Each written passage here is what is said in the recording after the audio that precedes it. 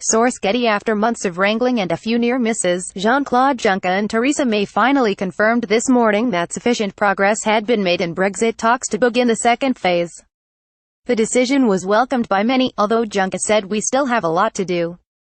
Here's what Theresa May's rivals in Westminster and Nigel Farage said. Read the story. Breakthrough Juncker confirms Brexit talks can progress to second phase. Keir Starmer, Labour shadow Brexit secretary. Despite being 2 months later than originally planned, it is encouraging that the European Commission has recommended sufficient progress in the Brexit negotiations.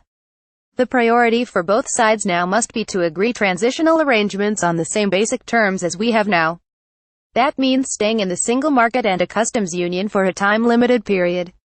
We will also need to know the political price of the deal struck and the impact any compromise that has been agreed will have on our future relationship with the EU. As the talks now move on to a discussion about Britain's future relationship with the European Union, Theresa May must seriously reflect on her approach to the negotiations so far. We cannot have another year of chaos and confusion or the farcical scenes we saw earlier on in the week that put jobs and the economy at risk. Vince Cable, Liberal Democrat leader: this agreement is welcome as it reduces the risk of a catastrophic no-deal Brexit. It also includes a role for the EU Court of Justice for 8 years, a notable concession. But how long will this deal last before it is torn apart by Theresa May's own MPs?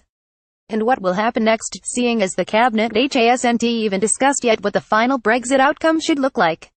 There are still two opposing views in government, those who want a close arrangement with the EU and those who want to tear apart decades of work-building ties with our closest trading partner. And there is still no solution over how to prevent a border between Ireland and Northern Ireland. The biggest obstacle to the government's Brexit plans is being kicked into the long grass.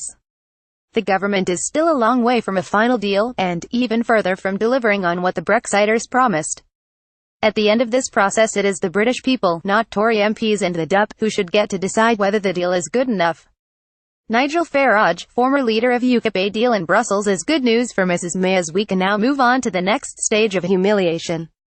Arlene Foster, DUP leader: we have the very clear confirmation that the entirety of the United Kingdom is leaving the European Union, leaving the single market, leaving the customs union. There are still matters there that we would have liked to have seen clarified. We ran out of time essentially, we needed to go back again and talk about those matters.